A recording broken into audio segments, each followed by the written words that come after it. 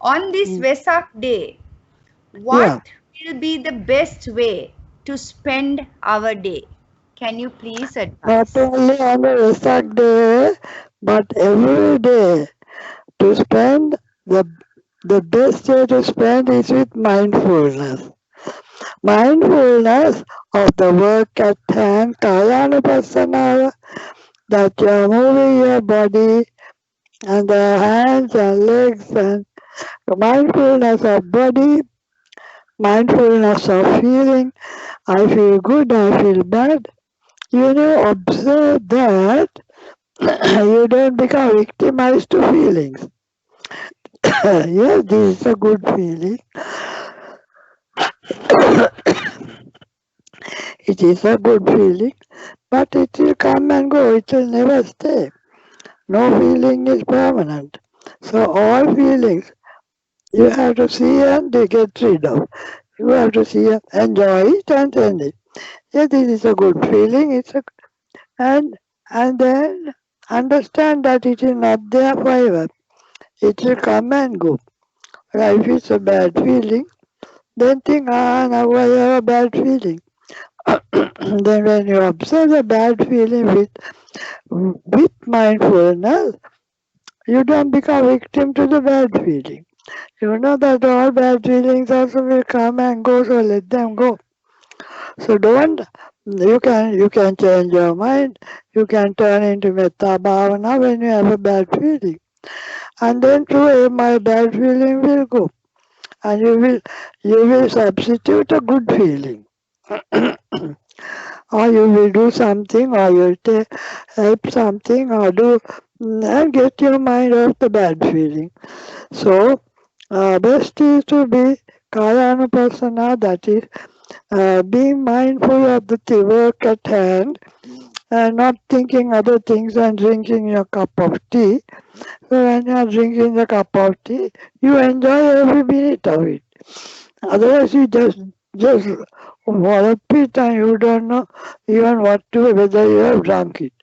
So you are thankful for the tea. You are thankful to the world. You are thankful to the body that that is able to take it and get the taste. There are many people who can't even drink, who don't have even a cup of tea. So that whatever you have, you can be satisfied. we, in the midst of all this turmoil, we have food to eat, we have a cup of tea, we have vitamins, we have all the nice things. That is because you have done so many good things that you are having the fortunate situation where everything is available to you. If it is not available, then you must say, all right, I don't have the peanut to have it, what to do? That's why Pimpao is important.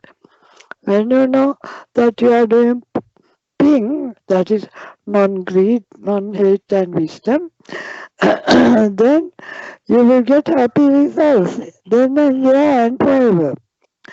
If you have greed, hatred and ignorance, then you will have pain and suffering.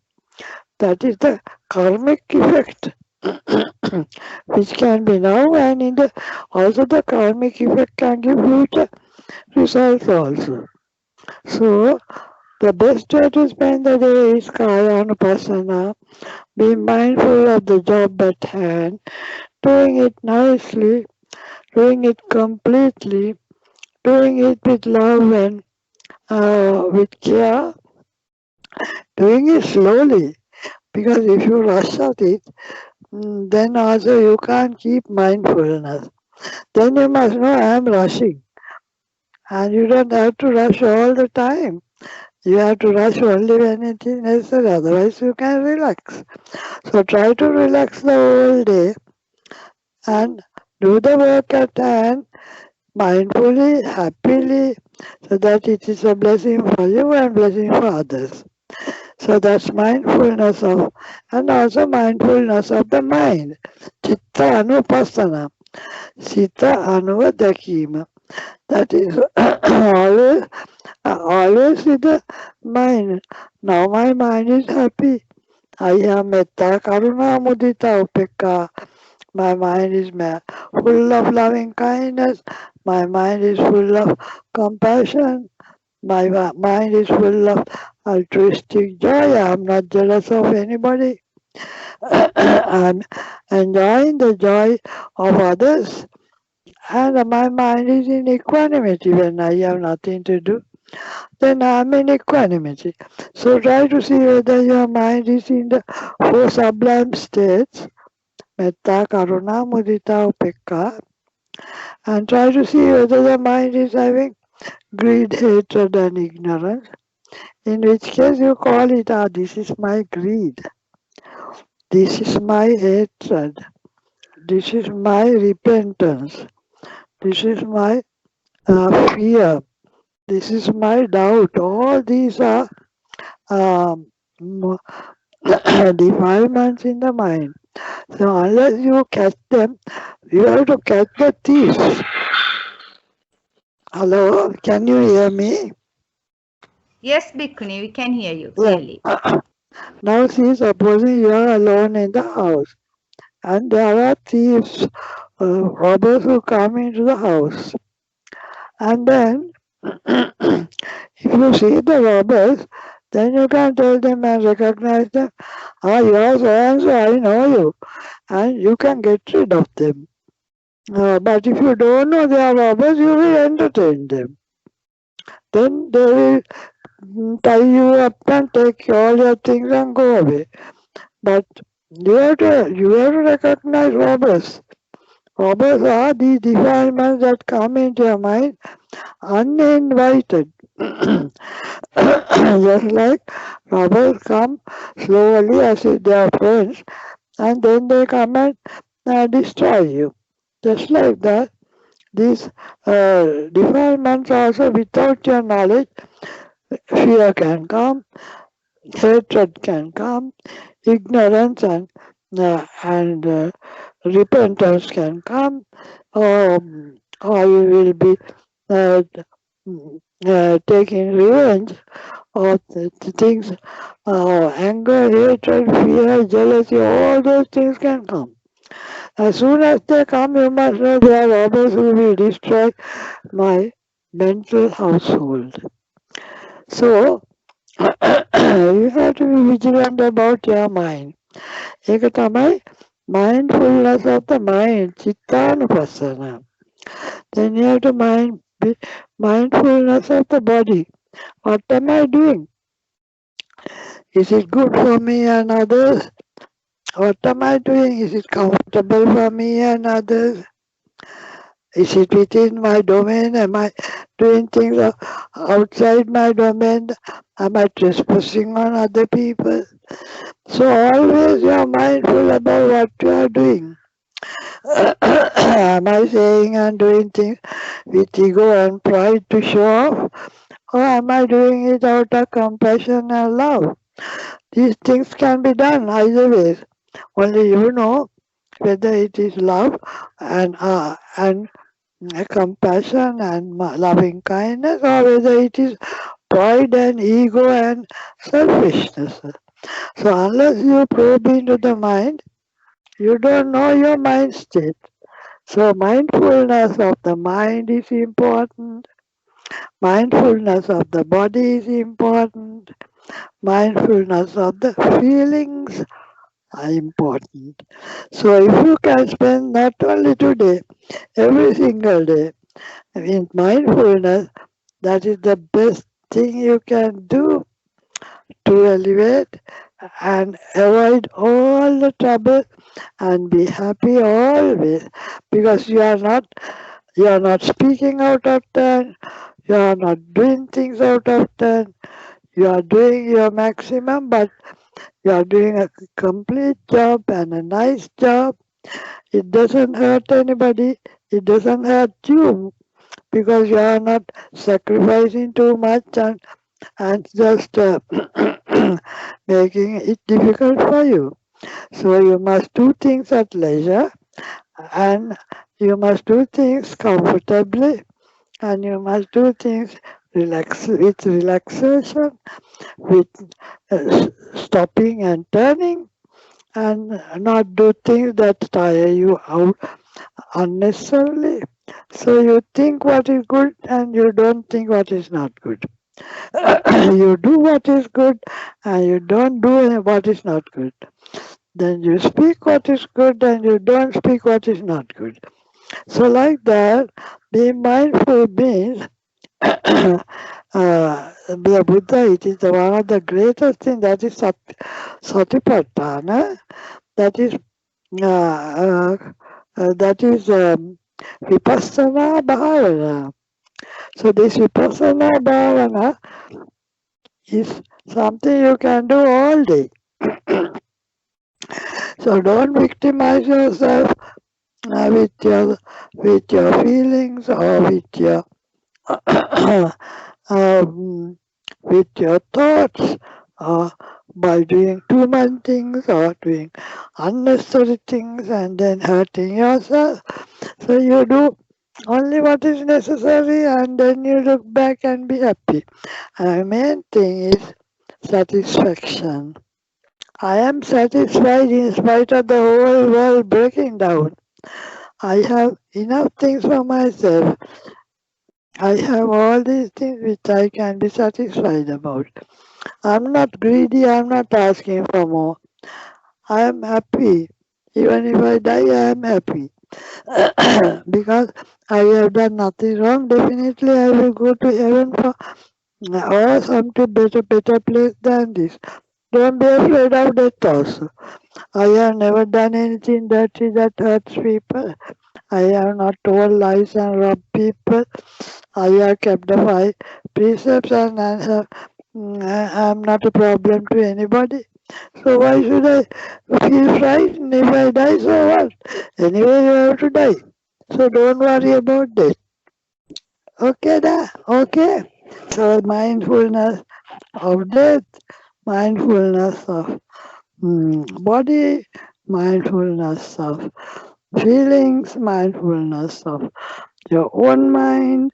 So, in fact, mindfulness is the Father's domain. It is the Buddha's own construction. So, and then be thankful for everything you have. Thank you for the husband, wife. Thank you for the servants. Thank you for the people who deliver your goods. Thank you. Thank you for every. Be grateful for the slightest thing. You can say it, or you can, if it is relevant, you can say it. Otherwise, you can feel happy and thankful in your mind to the whole world because of them that we are staying. Please explain how to investigate the mind behavior and how it supports in enlightenment. Yeah, that day I you remember I was telling you about the magic story. Now when you go for a magic show, there were two friends. One fellow went behind the curtain and he was watching the magician. Then he saw all the mean tricks the magician is doing. But the other one in the audience, he saw only the performance. So investigation means what that fellow went inside and he investigated. Then only he knew what the magic is doing. So like that, when you see something, when you see the mind, you have to investigate. Now my mind is full of anger. So I have to deal with that. If you don't investigate, you live with the anger. And you even substantiate and say, I have to have anger. Whereas no, anger is a problem for you and for others. So if you are selfish, you see that. So investigation means you investigate your mind and you investigate anything. For instance, now because I have done botany, I can investigate. I can see a coconut tree where the water has gone a few 45, 40, 50 feet up. How did the water go? Well, there are the root hairs, they absorb by osmosis all the water, and there's a little pressure, water pressure, and then there are the xylem vessels, and then through capillarity, this water goes upwards against gravity. So once you investigate, you know how the water has gone up. If you don't investigate, you simply drink the water. You don't want to know how the water went there. So that is the without a mind also the plants are doing that. But with the mind and body, it's another story. You can see how the mind is impelling every action of your body. Say now when you are doing kaya anupasana, body contemplation, you go to the toilet and then you open the tap. The mind tells open the tap. Then the mind tells now close the tap. The mind tells now take the water uh, and brush your teeth. Then if the mind doesn't tell you to take the brush and put the toothpaste and brush your teeth, your body won't do it. So you can see how the mind and body are working. So uh, this investigation is to see that there is a process. The mind is saying things and then the body is doing. When you are doing walking meditation, you know, the mind is telling now raise your foot. The mind is telling now place your foot down. Now the mind is telling raise the other foot. And the mind is telling put the other foot down. So if the mind doesn't tell, you can't do anything. If the mind tells raise your hand, you will be raising your hand. Mind master, now put your hand down. Then only it will. So you can see the mind and body working together. And also you can see mind alone can't do anything. Body alone can't do anything. If the mind is out, the body is dead. That means you are unconscious. You can't see, hear, smell anything. You can see how the mind is. There are so many things in the mind that mind is due to causes and conditions.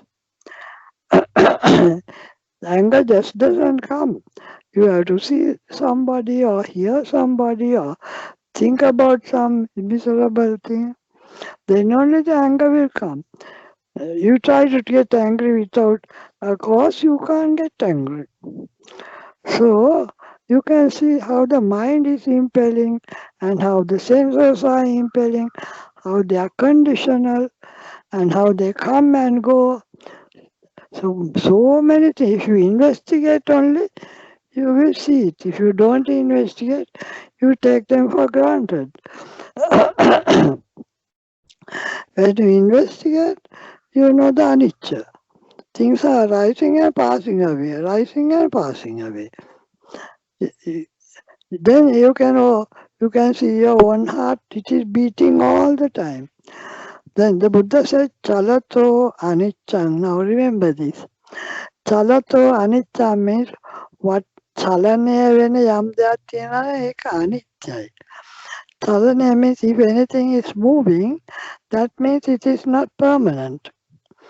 So whatever not is moving, see it as anicca, chalato aniccang. Then pabhangato aniccang. Pabhangato is if they break. If anything is breakable, then you must know they are anicca. Your cup and saucers and everything, they are anicca because uh, they can break. They are not permanent. But you will say, no, the house is permanent. House can stay for 30, 40, 50 years. That's because it is a condition. If the condition is bad, the house will collapse. For instance, The very water that is supporting your house can go haywire and become a tsunami and destroy your house. Because there's no tsunami, you have a good house. So it is due to condition. That's good conditions. Then the very heat that is supporting your life can become bushfire, and then that will burn your house. So because there is no bushfire, your house looks permanent for 30, 40 years. So because the conditions are good, then water, heat, air. If the air can go haywire, there'll be storm and cyclones and I don't know what, then it can destroy your house. So how permanent, you can't say the house is permanent because of conditions it is permanent. If there is a cyclone and something, it will fly away. So, so the very thing, the air that is supporting you, the oxygen, can go haywire and become a cyclone. Then that can destroy you. Then the nature, then what is the other thing? Pottery. Pottery can also, pottery is hardness. Now, remember the Twin Towers in US, because of pottery that they ran uh, uh, uh, uh, uh, what it is, there were suicide bombers who were in a who who who went in a plane and crashed into the twin towers. So that is pottery. So the pottery can also destroy you. All four elements that are supporting life can destroy you, but they appear to be permanent because the conditions are good. If the conditions are not good, there is nothing on earth that will be permanent. That will look permanent. So you look at a woman, she looks nice. Her face is nice, her eyes are nice, her hair, her complexion, her speech, her walk. But you don't investigate.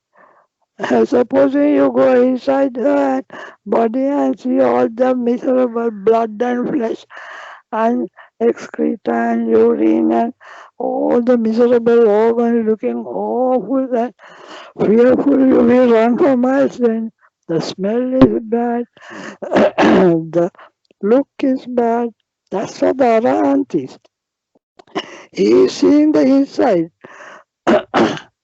like that man who went behind scenes and you are looking at the magician. And he saw the magician, but he saw his tricks also. The one in the audience didn't see the tricks. So he was thinking, she's a beautiful woman. And you go mad about her and you get attached to her and all those things. But it doesn't matter. But you must know that you are only looking at the surface. When you investigate only, you understand the absolute nature of that woman. If you don't investigate, you see only the audience view. They are beautiful. Can I tell you a joke? When I was about 8 or 10 or something, my father they took me to see a magic show. Then there was a nice girl on the stage, and this magician is telling her, "Darling, you are a good girl. Please open your mouth and give us an egg." And then she opens her mouth, and it does something like egg. Now I don't know. This fellow has another thing that looks like egg in his hand. But he goes at her mouth and makes such a gesture as if he's taking it out to the mouth, and all the time he's showing the egg that was hidden in his hand. Now I am a little girl, and then he's keeping it on the table. Yeah, the egg has come out of her mouth. Then he will again and again, do you want any more eggs? Yes. Please, darling, open your mouth and give us another egg. And all the time he does the same trick. He has a egg in his hand and he goes to her mouth and then makes such a gesture with his hands and talks and everything and then appears as if he's taking it out of her mouth. All the time he's only showing the one that he has hidden in his hand. So now about 4 or 5 eggs he has laid. So the whole audience is clapping, I remember. Then I am not clapping, I am wondering how on earth did she bring up so many eggs? So that's a joke for you to remember. So that is, if you investigate, you will not be satisfied with that. Then as I was trying to investigate, small as I was, how on earth did she have so many eggs, lay so many eggs?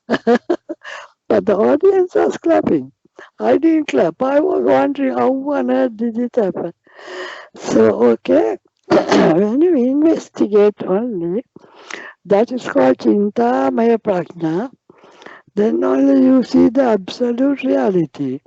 Otherwise, you see a surface view and you go for it. Okay, now have I said enough about investigation? Guided meditation. Kayanupasana, Anapanasati is a Kayanupasana where you see the air entering the nose and the air escaping from the nose. So you can also see anicca. The the in breath is impermanent because of the out breath. Then the out breath is impermanent because of the in breath. So you can see anicca and you can see the movement in breath, out breath. In breath and any movement is anicca. So that means it is not permanent.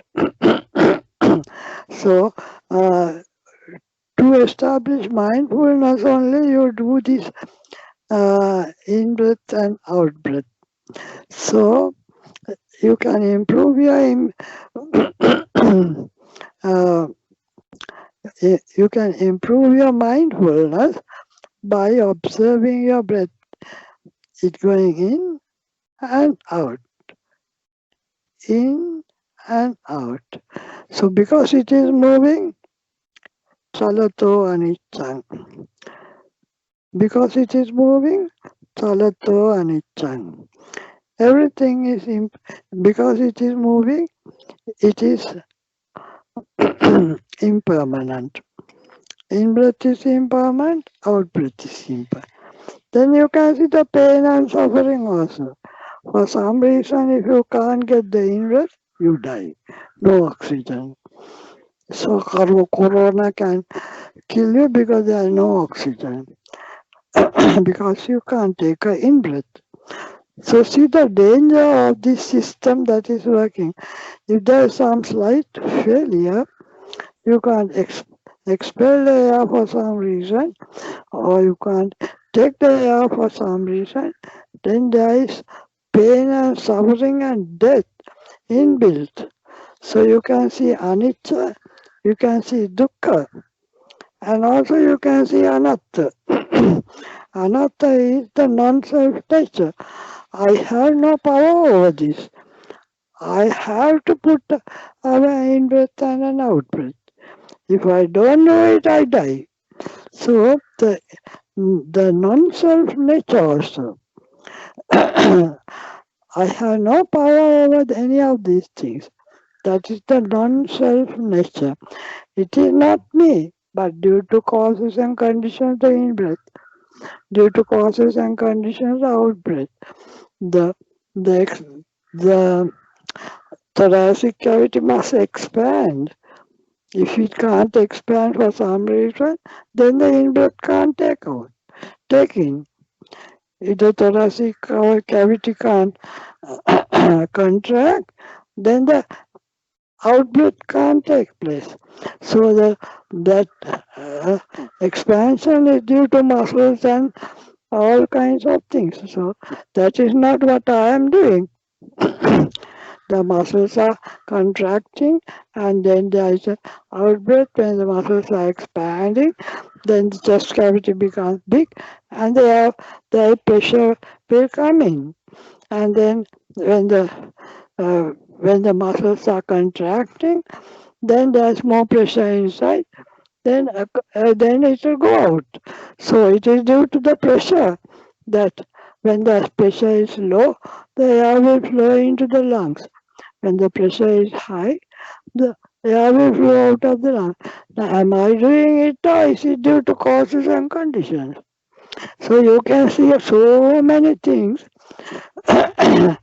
by observing your in-breath. You can see anicca, you can see dukkha, and you can see anatta, the non-self nature. So you can see impermanence, you can see pain and suffering, dukkha and anatta. So maybe we will do some in and out breath. Also, you can contemplate on the in and out breath and see the anicca, dukkha, anatta. So you can, for a while, after you do some in breath, out breath,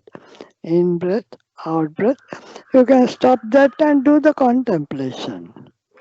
Again, after you do the contemplation, you stop the contemplation and get back to in breath, out breath.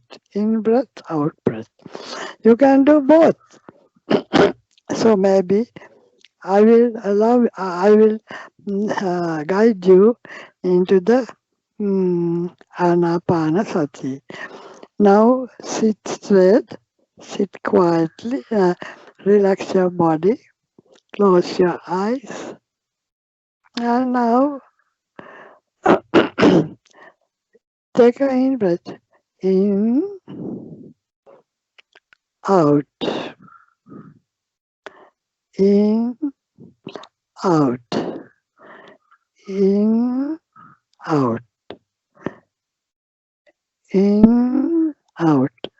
After some time, if you are tired, you can stop and do your contemplation, anicca dukkha anatta. Otherwise, you can keep on with the out, in, out.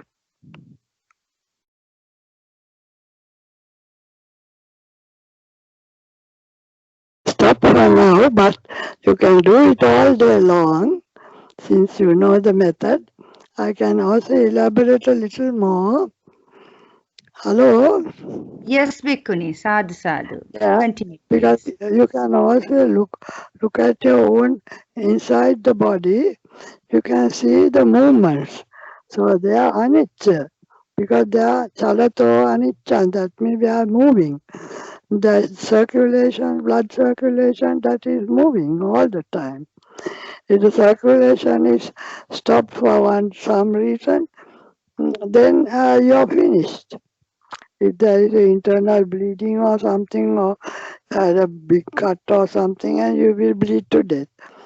So this circulation is the thing that keeps the body looking as if permanent. Then then there is the heartbeat. If the heartbeat does not beat in that place, then also the circulation and everything will go for a six. Then there are the lungs expanding and contracting. That is due to the muscles. And then there is the nervous system that is connecting all these things, and there are nerves that are making the muscles to contract and expand. So, are you doing it, or is the nervous system doing it? That's so. Then you know very well it is not me, I, and but due to many causes and conditions that the body is staying good. If any of those causes and conditions fail, if if there's too much water in the system, then also you are finished. And not enough water, then you die of dehydration. If there's too much heat and you have got fever or something, or something burnt you and then you eat. If you're not enough heat, then you will be frozen to death. Then Patavi, Apo, Tejo, and Patavi. If there is some congestion, some mm, uh, we are uh, due to some uh, uh, somebody striking you or you're hitting something or then the head can split, the body can split. That's due to Patavi. We have some strong um, power can physical power. Um, why? Or if the air is not there, that also can kill you. So, like that, you can contemplate on the systems that are inside the body. There's the nervous system moving, there is the blood system moving, there is the alimentary where the uh, where the food goes along by peristalsis along, and then there is a movement there also. That's also move. If it doesn't move, it will not get into trouble. So there is a movement inside the body. The lungs are moving, the veins and arteries, and then the nerves and all these things. So there is a dynamic process inside the body. If it is static, it will die. If it is static, then you can say it is permanent. Because it is dynamic, you have to say the whole body is impermanent. And are you doing it, or is it just happening due to causes and conditions? Then you can see the causes and conditions that keeps the body alive, not you. What can you do if the causes and conditions are not there? Then, then you will die. So all the pain and you can see dukkha also in the changing process. If this changing process does not work uniformly in unison, then also you're finished. So you can see the vulnerability of the body. That is also something that the Buddha saw. And the Buddha saw the utter putrid nature of the body also. So when the Arahant sees all this, he is one who investigates and he sees all this. He will never be attracted by the woman, he will run away for miles. So that is how the Arahant gets uh, mm, uh, his own intelligence he builds up by constant what you call investigation. So investigation is a very important thing because you can see anicca dukkha anatta of your body, of your mind, of your feelings, and also you know that these things happen due to causes and conditions, not due to me. Then you see the paticca samuppada also. That is the causality. So all the Buddha's theories are extremely wonderful and unbelievable. How only the Buddha saw the reality of this is impossible to think of. Nobody ever saw this. They all thought Nitya Subha Sukha Atma. It has a beautiful flower. Yes, the smell is beautiful, the color is beautiful, the the shape of the flower is beautiful. They only see that. They don't know what amount of things are happening inside the plant to produce that shape, that color, and that, and without even a mind. It has only due to causes and conditions these things happen. So, and also the Buddha said, yeah, the flower is beautiful, no doubt, but it will fade and die and become rotten. So see that also. Don't only look at the flower. So this Buddha has given us all the necessary tips. If you want to, you can see everything. You can see anicca dukkha anatta, impermanence, the pain and suffering, the non-self nature. And you can see the causes and conditions. So those are the important things you realize if you investigate. So that is Sati Sambojjhanga, Dhamma Vichaya Sambojjhanga. Dhamma Vichaya කියන්නේ ධර්මය විචාරන්න. ධර්මය තියෙන්නේ කොහෙද? Where does Dharma arise? Where does adharma arise? They all arise within you, not in other people. Don't worry about the other people. See the Dharma that is in you. See the adharma that is in you. And see all the processes that are going on inside you. You think you are very proud, you have a good body, you have everything you want, and you are in the top of the world. Not at all. It is breaking down process and building up process which we even don't see and we don't know. And then mm, you become very intelligent because you, then when you see these things, will your anger and hatred and yeah, become worse, or will you forgive the world? What can the world do? This body is like that, this mind is like that. We have nothing to do with the world, we have only to focus inwards and see our own mind and our own body giving all the pain and suffering. It is our mind that is giving pain and suffering, not other people. Say other people scold you or hurt you, but then that is done just once only.